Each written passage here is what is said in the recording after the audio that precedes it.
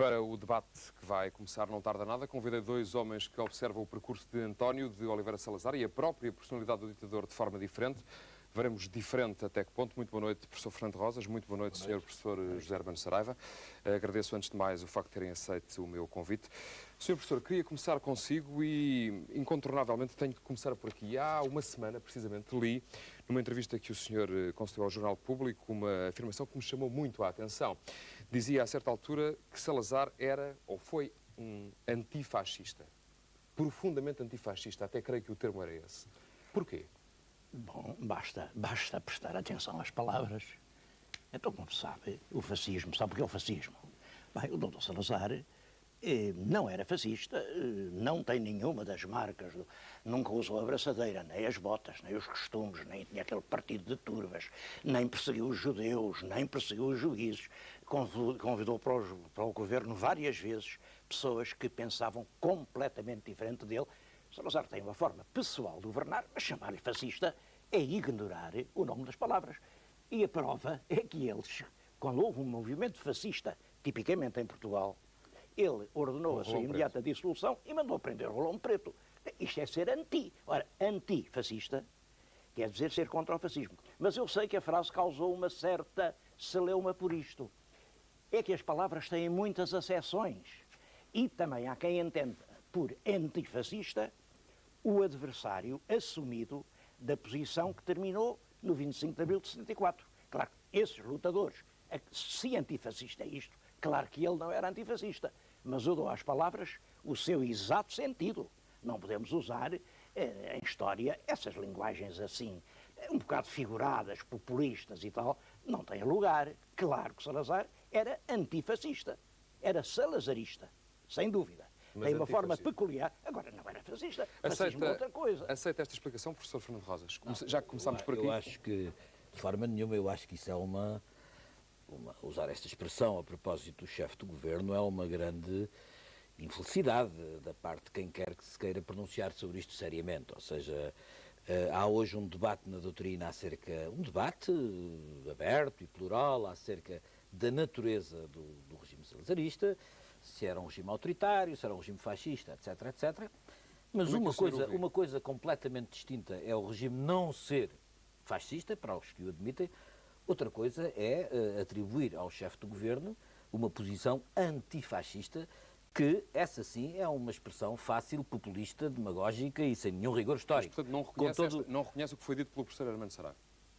O que disse o Dr. Hermano Saraiva está errado, mesmo do ponto de vista histórico está errado. Quer dizer, o Salazar podemos discutir do ponto de vista individual qual era a sua filiação doutrinária, do regime salazarista, que é outra discussão diferente, podemos discutir qual é a sua natureza política.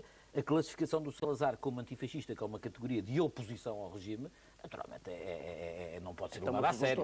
Não pode ser levada a sério. O senhor que é historiador não sabe que ele mandou prender o Rolão Preto. Ó, senhor, e sei também que 90% dos nacional-sindicalistas foram colaborar para o Estado Novo, por amor de Deus. O senhor sabe o que quer dizer anti? É que parece-me que o senhor está a fazer um jogo de palavras. Não, quem está a fazer o jogo? Ele era anti, era contra o fascismo, portanto era anti. É quase ridículo, desculpe, com todo o respeito, é quase ridículo essa O que me parece ridículo é essa posição de querer jogar as palavras, porque a palavra antifascista assumiu um outro sentido, um sentido marginal, colateral, dos combatentes contra o regime. Esse é o sentido que lhe deu a história e esse é o ser antifascista. O Salazar podemos discutir, e o regime dele podemos discutir, se ele é ou não é um regime que se deve caracterizar como fascista. Falar do Salazar como antifascista é uma coisa que o que resta aqui perguntar é porque é que a PIDE não o prendeu, nesse caso, não é? Porque lá está o senhor a fazer a confusão das palavras. Não, esse é o sentido, é o outro sentido que a palavra tem, que não é o sentido histórico, senhor. Ser antifascista quer dizer ser contra o fascismo. O resto é falsidade. Permitam-me que vos diga o seguinte, sobre esta questão que me parece essencial. Não estamos, mas também não estaremos. Mas como não estaremos, proponho que mudemos. E acho mesmo que é uma mistificação. Proponho que mudemos de questão. É evidente que a esta hora estarão talvez 2 milhões de pessoas a ver televisão, a ver-nos neste momento, e nem todas acompanharam a série. O senhor que participou largamente na série, mas que a observou também como espectador, acha que ela mostrou uma visão parcial de Salazar?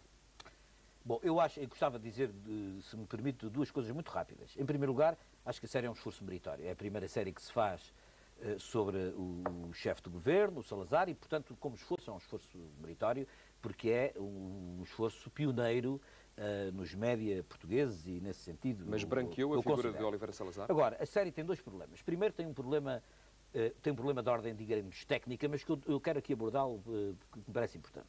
É que eu acho que a série devia contar a história cronologicamente do princípio ao fim, e ao fazer várias intermediações temáticas e ao regressar ao princípio, a propósito de muitos temas, nomeadamente repetindo imagens, porque as imagens são poucas daquele período, a série torna-se com uma leitura, por vezes, um pouco confusa. Agora, de um ponto de vista do conteúdo, eu acho que o problema da série... Nós devemos discutir hoje, acho eu, na minha opinião, o salazarismo na perspectiva de tentar compreender o fenómeno. Percebê-lo, compreendê-lo na sua dinâmica, independentemente das posições pessoais que tenhamos acerca dele. Ora bem, a série cai, a meu ver, em duas mistificações do ponto de vista do seu discurso, do discurso subjacente que é esta. A primeira é o afirmar-se que o Estado Novo surge como o regime adequado ao Portugal dos anos 30 e 40. Como se houvesse uma adequação natural desse regime e como se a ditadura, a repressão, a polícia política fossem um preço aceitável a pagar pela adequação de um qualquer regime. E uma segunda mistificação, que é, e essa parece-me tão séria como a primeira e também subliminar, que é apresentar o Salazar como uma espécie de deus ex machina. Mas o senhor também disse na série, e passo a citá-lo diretamente, acho que até com total rigor, estou a citá-lo, atenção, há uma ideia geral de desejo, de ordem e de estabilidade muito marcada nas classes médias portuguesas, já castigadas por períodos anteriores. Portanto, Salazar ali também é desejado e a série de alguma forma passa essa imagem. Repare, e não há contradição nenhuma que eu estou a dizer. Uma coisa é afirmar-se isso, ou seja, uma coisa é dizer-se que o regime vem corresponder na sua gênese aos anseios de certos setores da população e das forças políticas. Outra coisa é nós fazermos como o regime, como a série faz, até musicalmente, uma espécie de discurso sobre a adequação do regime, a adequação política do regime à sociedade que nós tínhamos, como se fosse uma ditadura boa e o preço a pagar por essa ditadura fosse um preço pagável. E, além disso, mitificar também o apoio unânime da nação ao regime. E repare, deixe-me só dizer isto. Deixe-me só dizer-lhe que não pode monopolizar o debate porque ele tem necessariamente um tempo. Vou dar uma deixa ao Dr. Saraiva.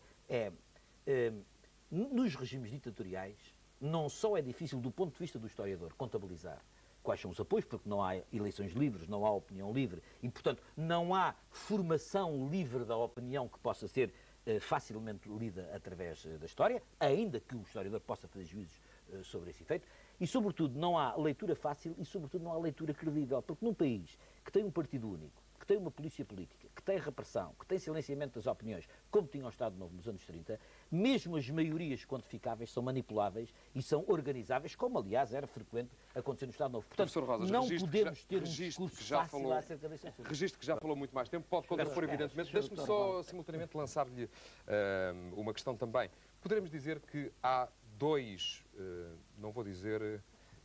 enfim, Salazar aparece em dois tempos. Salazar dos anos 30 e 40 é desejado pela nação. Salazar dos anos 50 e 60 é o homem que não compreende o seu tempo. Acha que sim?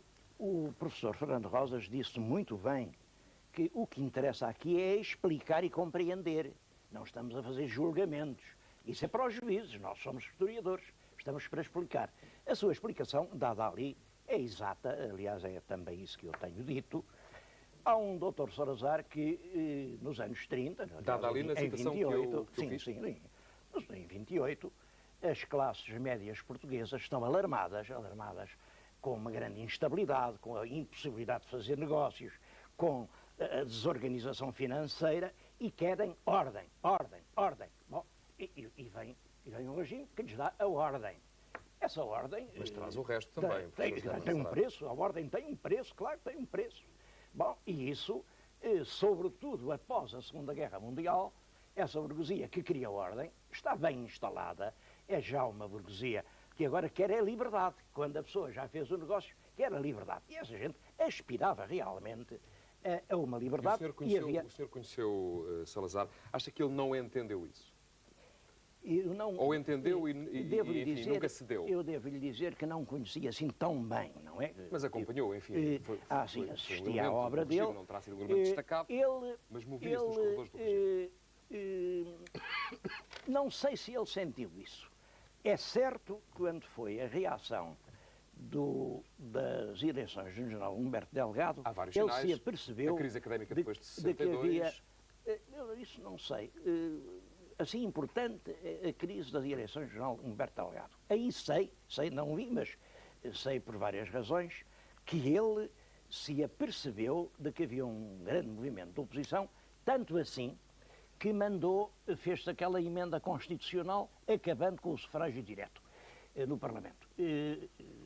Eu até opus-me a isso, fiz uma tentativa de evitar que isso acontecesse, fiz o tal discurso de 7 horas, mas enfim, a coisa passou e acabou-se o sufrágio.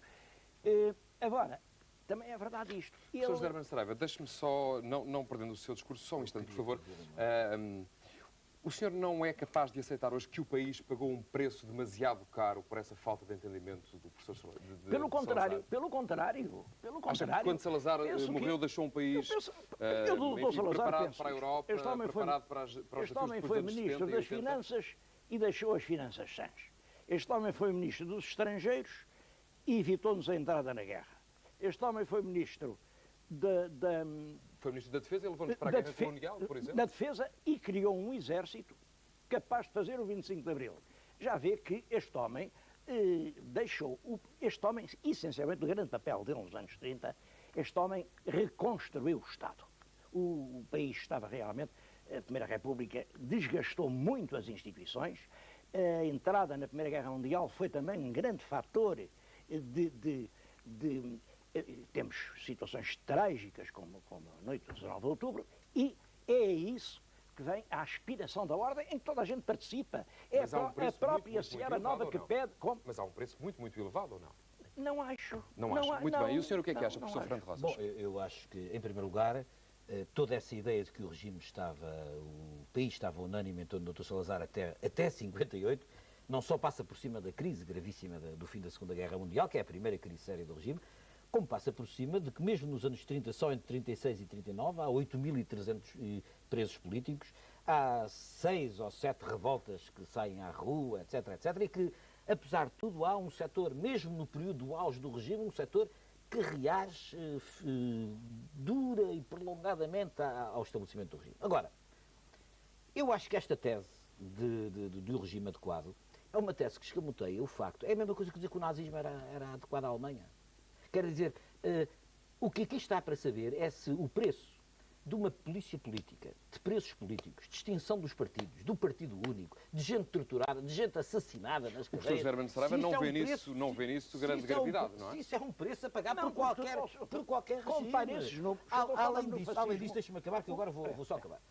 Além disso, é preciso ver que o salazarismo, enquanto regime, é um regime que condicionou, ao abrigo da pauta, do condicionamento geral, condicionou fortemente o desenvolvimento industrial do país. Nós hoje estamos a liquidar muito dos restos económicos que foram artificialmente mantidos através dos proteccionismos do Estado Novo. É um regime que nunca conseguiu modernizar a agricultura, o que é um fator de grande responsabilização pelo atraso económico do país. E, sobretudo, é um regime que, ao abrigo da ditadura, da ausência de liberdades que não permitiu um debate sobre a guerra colonial e que enterrou o país 13 anos num conflito do qual só ao fim de sairmos é que pudemos redefinir a nossa estratégia europeia. Eu, portanto, acho que, com todo o respeito, o Dr. Hermano Saraiva, que é um observador atento destas coisas, neste aspecto fala mais como ex-ministro do Dr. Salazar do que propriamente como historiador. Quem é que está aqui sentado à minha direita? Simbolicamente à minha direita é o ex-ministro Salazar e para fechar, por favor. Não, primeiro quero dizer que de maneira nenhuma me demito dessa situação. Um homem, eu tenho uma dívida de admiração pessoal pelo Dr. Salazar e eu sou fiel aos meus sentimentos, não lhe escondo que o admiro. É evidente que, quero dizer, a série pareceu-me, como diz bem, um belo esforço. Pareceu-me que, efetivamente, não põe certos problemas centrais, que não são os que o Dr. diz, porque tudo é comparativo. O Dr. dá meio umas vítimas e tal, compare isso com o que aconteceu ou na Espanha ou na França. ou na Itália, ou na Alemanha, Só em que tudo só é podemos melhor. só podemos A Itália, olhar pelo para as menos, vítimas isto em termos aqui foi- comparativos Na como Itália até à guerra foram como se menos de números presos Isto aqui políticos que em foi Portugal. horroroso. Isto aqui foi uma coisa relativamente... Porque o Dom Salazar era contra a violência. Foi sempre Ó, contra. senhor, não Mas diga como é que uma alguém coisa quer Era contra a uma dessas. violência? Não diga uma coisa É dessas, verdade, senhor. senhor, era absolutamente Não é. contra. Ele não permitia O senhor nada acha disso. que entre 3 anos, 39, 8.300 presos políticos é pouco? Senhor, esses... Acha que Mas isso só são- começa a ser alguma coisa a partir de 15 mil? Esses anos de 30, 20 mil? 30, isso tem a ver... Centenas de torturados tem a ver é aceitável? com as revoltas e com a anarquia. Acha que é aceitável aceitar uma O polícia senhor política sabe de quantos tortura? presos estavam nas cadeias à data de 25 de Abril? Ó, senhor, estamos a falar do mas Salazar. vamos O falar- Salazar não governava à data Mas à de data 25 de de 25 de Abril, abril. quantos havia? Ó, senhor, havia polícia política, não Bem, havia? bem. Havia censura, Bem, não e havia 90 Os presos. partidos políticos eram autorizados. Havia Ó, 90 senhor, presos. E depois o passou senhor a não haver... faça demagogia com os números. Não havia polícia política à data de 25 de abril. E agora Não não? havia censura prévia à data de 25 de abril. Não havia proibição dos partidos políticos à data de 25 de abril. Havia ou não havia? Havia. Então pronto. É, Então isso é- acha que isso é o preço? Mas um os senhores preço justo dir-me-ão, para- professor Armando Saraiva, dir-me-á enquanto aceitar o historiador até, é preciso contabilizar, quando se olha para as vítimas, o senhor diz, bom, morreram aqui 3 pessoas, isto não é nada, mas morreram aqui 100 pessoas, isto já é alguma coisa. E a vida daquelas 3 pessoas? É evidente. Se estivéssemos a falar de 3 pessoas. Sempre que há ação policial, há abusos, há brutalidades. Ação policial Então é nós não legítima. vimos há pouco tempo... Ação policial é legítima. num quadro policial de Mas governo Salazar, rapaz. mas São Salazar, coisas- mas Salazar são- conhecia esses factos ou não? Ó, Não, senhor, estou absolutamente Ó, persuadido senhor, o que não, Salazar despachava porque- diário, despachava semanalmente, ou está provado documentalmente, com o inspetor superior do Barbieri Cardoso, e antes disso com o capitão Agostinho Lourenço, acompanhava a par e passo as atividades da polícia Ó, senhor, política. eu, Por amor de estou Deus. pela ideia que tenho dele, estou absolutamente convencido de que lhe ocultavam. Ó, senhor, Ele não acreditava. E estamos a falar de uma polícia política, como o senhor sabe, como jurista que é, eu por acaso também sou, temos a mesma formação, uma polícia política que era uma espécie de Estado dentro do Estado, que não tinha fiscalização de coisa nenhuma, que podia ter os presos, por lei, 60 dias às ordens da polícia. Bem, ó, senhor, Estamos a falar perante eu- um sistema penal completamente atrabiliário. Ó, senhor, Por amor de Deus, é que se e estes eu valores só estava a não falar com uma pessoa contam, que foi eu não sei o sempre- que é que conta, não Como é? sabe a minha profissão, sou advogado, não sou doutor, e estive sempre do lado do contra a polícia. Meus Como senhores, sabe, temos que- fui inúmeras temos que vezes fechar esta conversa, discutir com queria ele. alertar-vos. Bem, e, portanto, evidentemente, Portanto, sabe, eu não concordo sabe, com sim, isso. senhor, Mas portanto, claro que não sabe. concordo com a polícia. Agora, temos é que ver isto. Os tempos e a dimensão que isso tomou. Dizer que aquela polícia era um Estado dentro do Estado seria, mas eles não tinham poder nenhum. Eles não tinham nem armamento, nem meio. Meus Eles senhores, tal eram como na poder. questão inicial, acho que não vamos chegar a uma Eles não conclusão. tiveram poder. O nosso objetivo aqui também não era necessariamente este, mas era, enfim, relançar o debate sobre uma figura que, como foi dito, 30 anos depois continua na primeira linha das preocupações dos portugueses, por aquilo, ou pela forma como marcou o país na sua atuação ao longo de 40 anos. Queria agradecer aos dois, Sr. Professor José Armando Saraiva, Professor Fernando Rosas, por terem vindo em direto ao Jornal da Noite. E mesmo para o fecho desta edição,